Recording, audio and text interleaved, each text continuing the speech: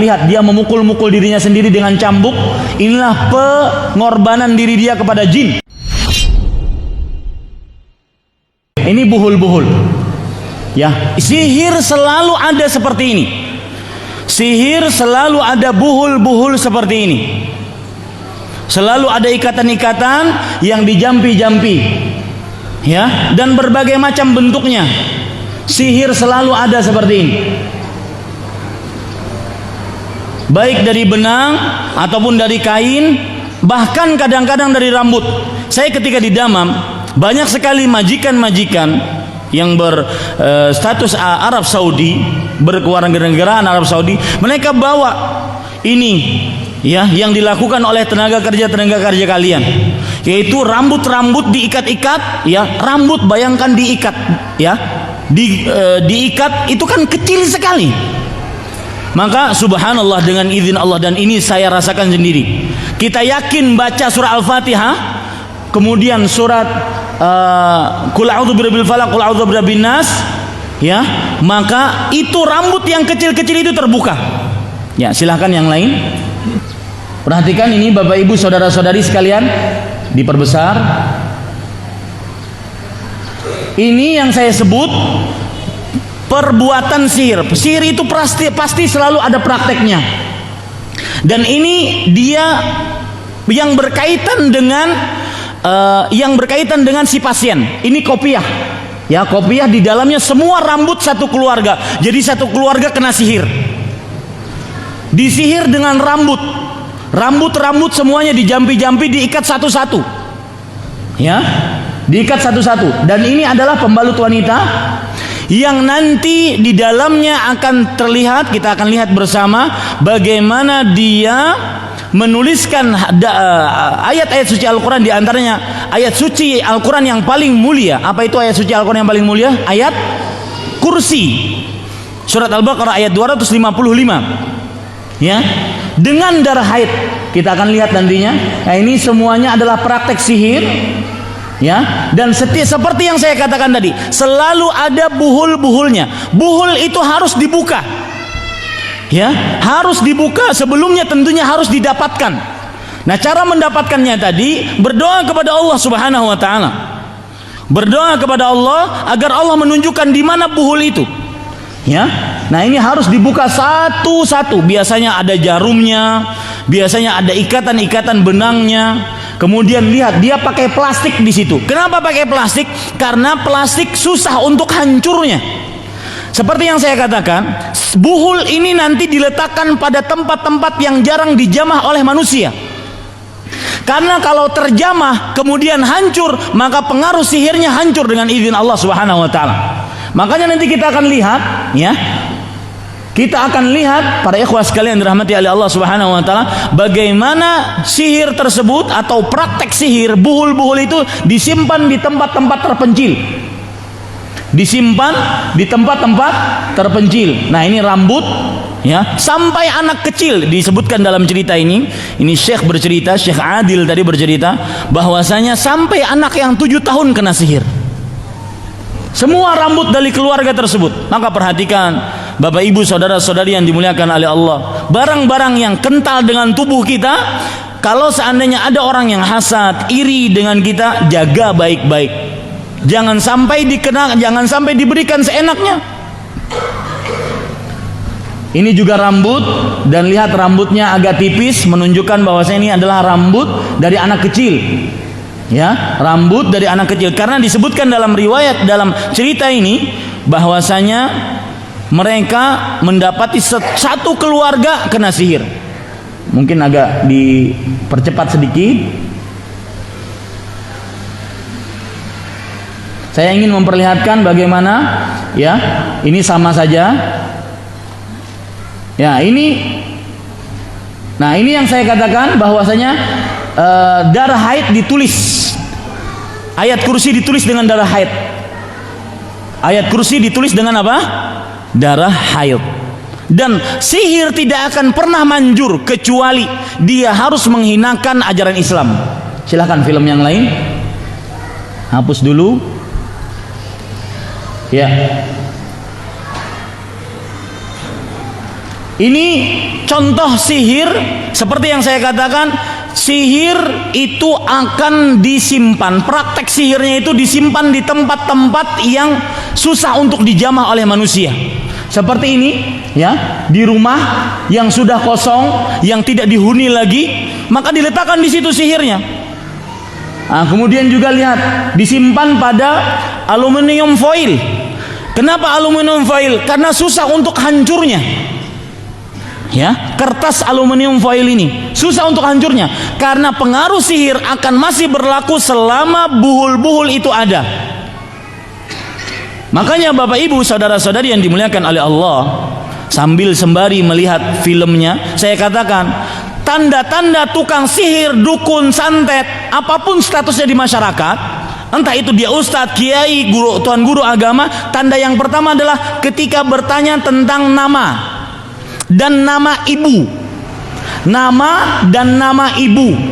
Kenapa nama dan nama ibu? Karena nama ibu, kenapa tidak ditanya nama bapak? Karena ketika seseorang, misalkan Ahmad bin, ibu saya namanya Nur Saadah, Ahmad bin Nur Saadah misalkan, itu berarti dia sudah menghinakan dirinya, berarti dia tidak punya bapak, berarti dia anak zina.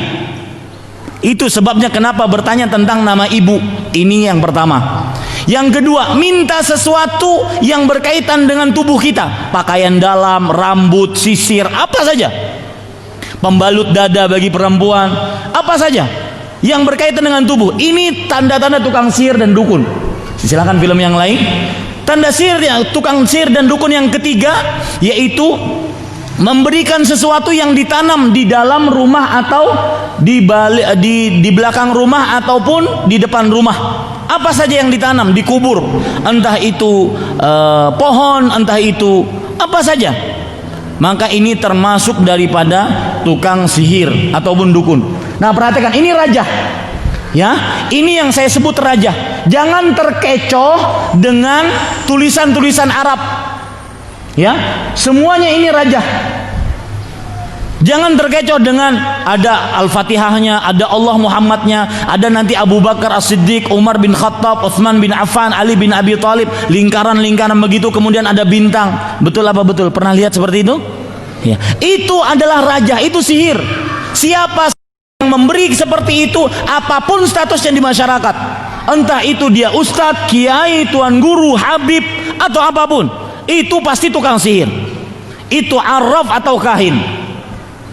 Ya, ini para ikhwan yang dirahmati oleh Allah Subhanahu wa taala. Ini juga hal-hal yang digantung, biasanya digantung di rumah, digantung di mobil, digantung di sepeda motor, digantung di toko.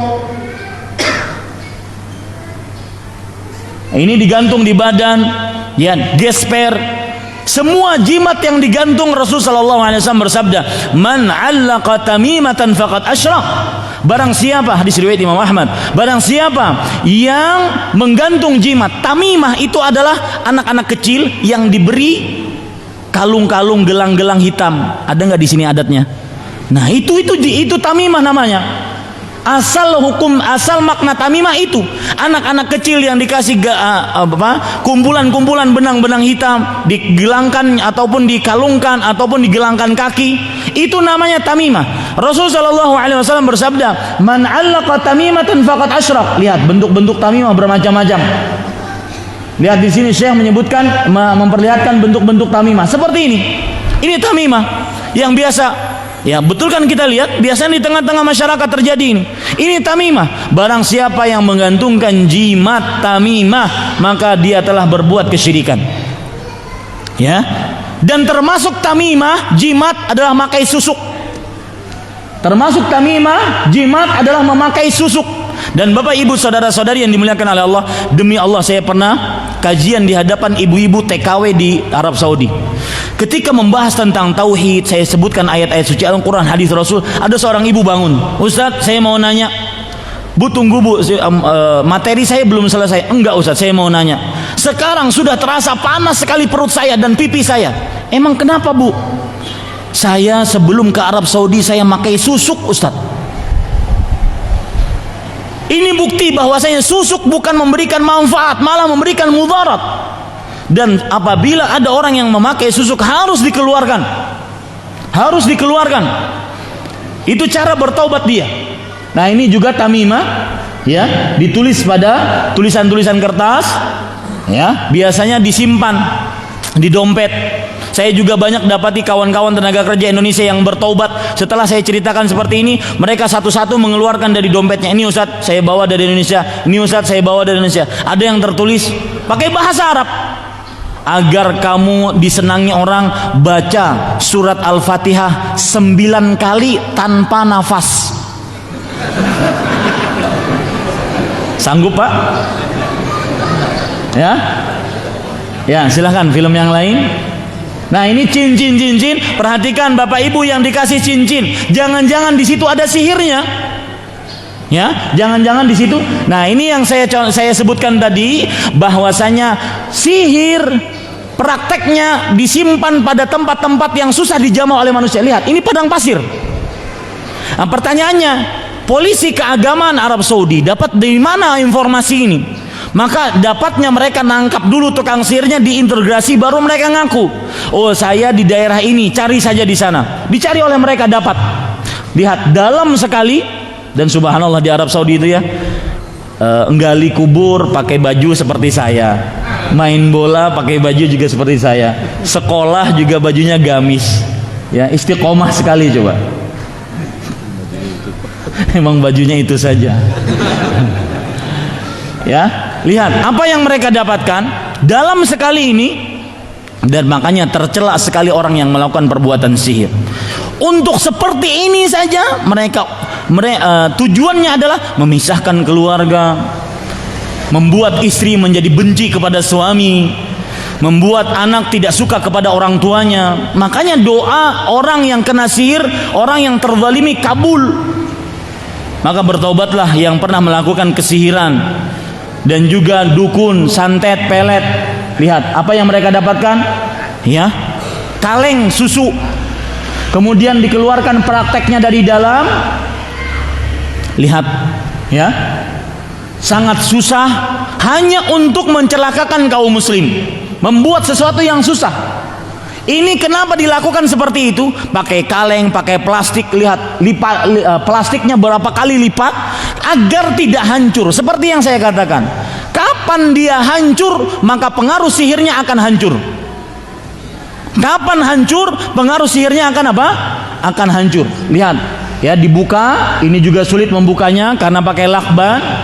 Kemudian di bawah lakban ada plastik. Nanti ternyata di belakang beberapa plastik itu apa? Coba kita lihat.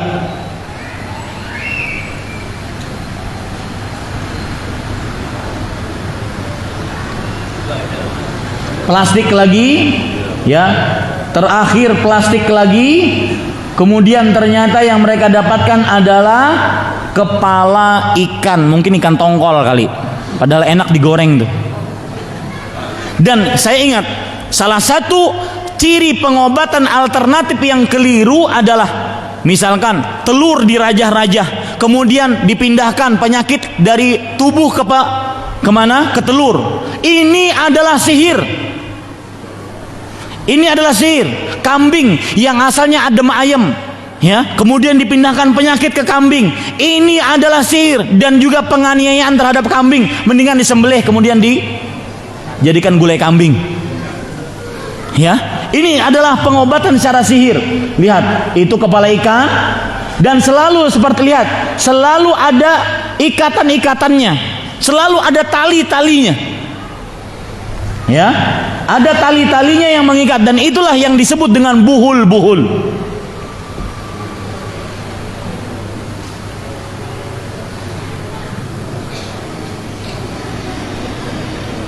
Sekali lagi Bapak Ibu Saudara, jangan percaya yang bisa memindahkan penyakit telur yang asalnya bisa digoreng, bisa dimakan, bisa didadar, bisa di mata sapi. Ini dipindahkan penyakit, kemudian ketika dipecah kelihatan darahnya, kelihatan kotorannya. Itu sihir. Ya, itu sihir. Tidak ada keraguan di dalamnya. Kenapa? Karena itu memakai rajah-rajah. Itu sihir. Meskipun Bapak Ibu Saudara-saudari sekalian, itu manjur. Meskipun yang diobati ternyata sembuh, bukan ukuran. Ya, nah lihat itu buhulnya. Ya, ini terdapat buhulnya.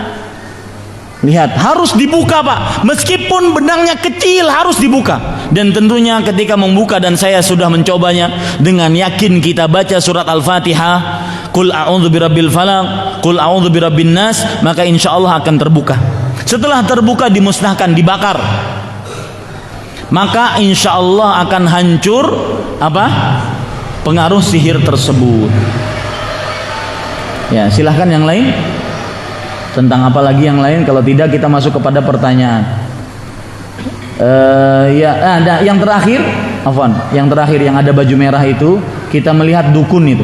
Nah, ini yang saya ceritakan, dukun yang tadi ditangkap, yang katanya kenapa kamu menangis? Karena saya punya jin, kok nggak beritahu saya? Saya ditangkap, ini orangnya. Ya, dan lihat pengorbanan, penyembahan diri dia kepada jin. Lihat dia memakai, dan ini Syekh Adil bin Tahir Al-Muqbil, ya, beliau mudah-mudahan termasuk orang yang diberikan pahala oleh Allah Subhanahu wa taala. Sangat berani berhadapan dengan dukun seperti ini. Dan memang tidak perlu kita takut. Allah berfirman, "Wala yuflihus sahiru haitsu ata." Para tukang sihir tidak akan pernah beruntung, tidak akan pernah menang. Apapun yang dia lakukan, lihat dia memukul-mukul dirinya sendiri dengan cambuk. Inilah pengorbanan diri dia kepada jin. Ya, memukul-mukul dirinya dengan cambuk. Itulah pengorbanan dirinya kepada jin. Nanti akan diperlihatkan bagaimana tata cara sujud dia kepada jin. Semua peribadatan dia kepada jin. Dan jin tidak lepas dari kemenyan. Kemudian dia memukul-mukulkan dengan juga buntut ataupun ekor dari kuda. Nah, ini adalah ekor dari kuda, dia pukul-pukulkan ke tubuhnya sebagai pengorbanan diri kepada jin.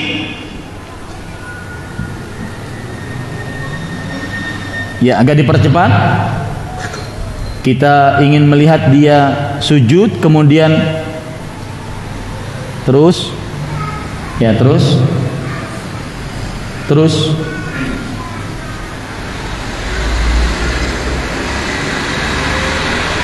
ya, perhatikan. Nah, ini adalah bekas menyembelih dia. Jadi Syekh bercerita bahwasanya ini kamar bau busuk. Kenapa? Karena dia menyembelih ayam di dalam situ sebagai penyembelihan kepada jin. Ya. Dan kamar ini bau sangat busuk. Lihat bekas-bekas darahnya. Kamar ini sangat busuk. Terakhir kita perlihatkan dia sujud kepada jin. Ya, sebentar. Nah, ini contoh sujud dia kepada jin. Ya, sujud dia kepada jin.